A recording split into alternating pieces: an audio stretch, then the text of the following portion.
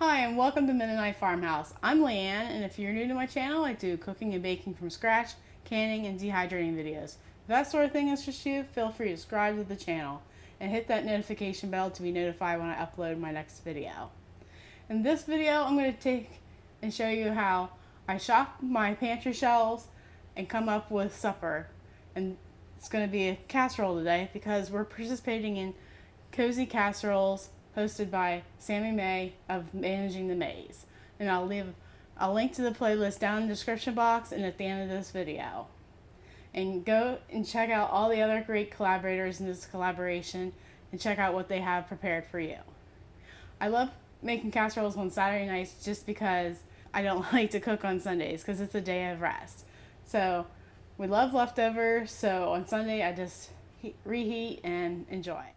I hope this video inspires you to look at ingredients in a whole new way. You don't actually have to have store-bought ingredients to make food good. And when you look at ingredients, I want you to not worry about them being either fresh or frozen or dehydrated or canned. You can still use them in any recipe. With frozen, you just might have to cook them first in the recipe, and with canned, you just put them in at the last minute and just heat them through.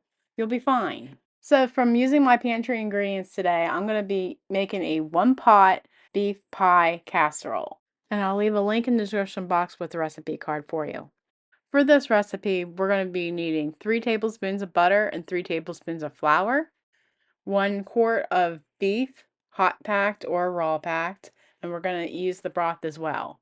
1/2 pint jar of mushrooms with the broth, 1/2 cup of dehydrated onions, a 1/2 cup of bell peppers diced, 2 large cloves of homegrown garlic, a teaspoon of celery powder, a cup of milk, a quart of canned potatoes, canned corn, and a pint of canned carrots, a teaspoon of parsley, a teaspoon of Italian seasoning, a 1/2 teaspoon of ground rosemary, and a teaspoon of salt or to taste.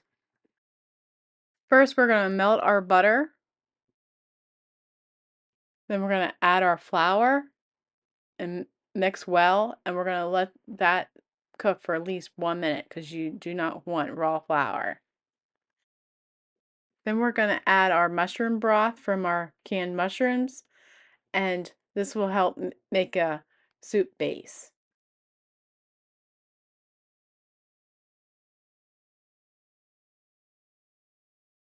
So then we're going to add our beef with the broth because it's still gelatin-like in the jar, and that's wonderful nutrition right there. So we're going to bring this to a simmer, and it'll be gravy-like. So cooking it on medium heat, we're going to cook this like this for about 2 to 3 minutes, making sure it doesn't burn to the bottom. And while that's cooking on the stove, I'm going to cut my potatoes smaller just because I like bite-sized pieces and don't want to have to cut them at my plate. Then I'm going to place them in a colander and give them a good rinse to get all that starch off. Now we're going to dump everything else in, especially the ones that need to cook longer, like the dehydrated onions and the frozen bell peppers. We're going to reduce our heat to a simmer, and we're going to let the mixture cook about 4 minutes. And stir occasionally. Now I'm going to mince my garlic and add that in.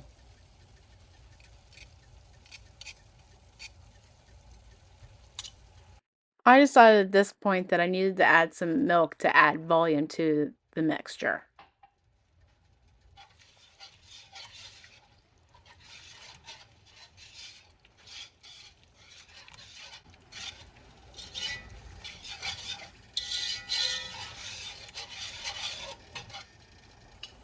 Now let's just start dumping everything else in, starting with our mushrooms, our carrots, the potatoes, and some corn. And note, I'm not going to use the whole jar, just maybe half of the jar that I have. Now for the seasonings. The parsley, and I'm adding about a teaspoon, an Italian seasoning, and about a teaspoon of that. And now I'm going to add my homemade celery powder. If you don't have anything like this, you can use celery salt. It's practically the same thing, just cut back on the salt at the end.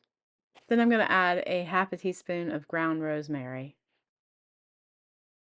Then we're going to add some salt because it might be my favorite ingredient according to my husband. But salt to taste. Then stir to combine and mix well. And we're going to let it heat up on the stove top for about 5 minutes to heat through.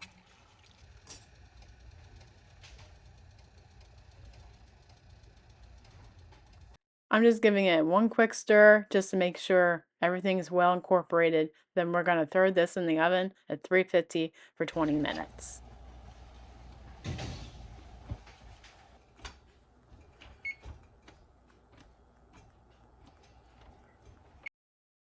Howard was nice enough to grate us some cheese to put on top of the casserole. When the 20 minutes is up on the casserole, we're going to throw some of this cheese on top and let that melt through for about 10 more minutes.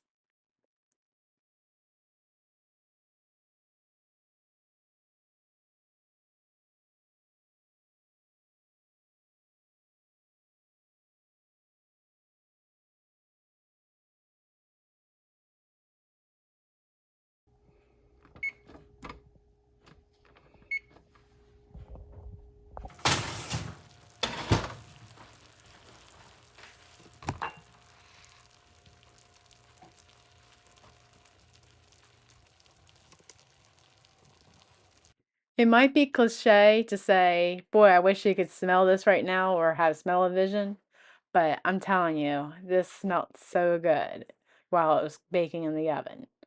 Let's dish some up and serve Howard some, because I'm sure he's starving from this snowstorm.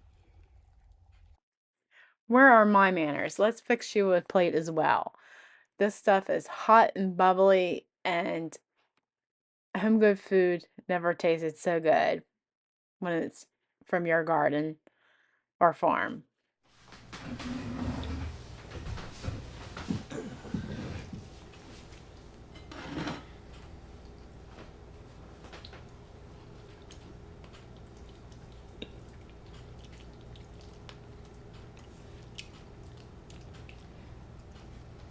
Oh, did you want okra in that?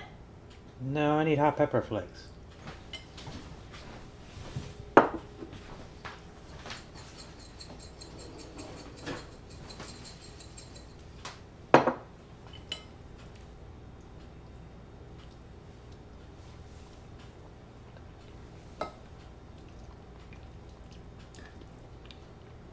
It's very good. So we might have it again since it's documented. We had it the other night. No, it's different. This doesn't have an okra in it. No. That's alright. I can put the okra back in. It'll be alright. If you've made it this far into the video, I am sure you're loving the content of this channel. Like us on Facebook and follow us on Instagram for more great content. And may I suggest you watching this next? Take care and God bless.